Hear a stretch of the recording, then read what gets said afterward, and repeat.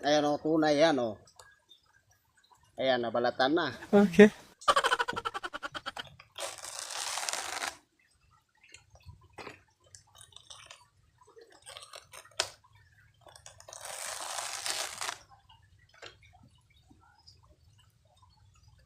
Parang mas madali lang yung laya siguro nung kan dito. Kontra dito, no?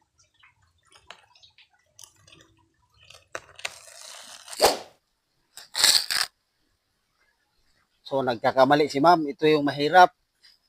Mas basic lang yung laya na nalubi, no? Anga, oy.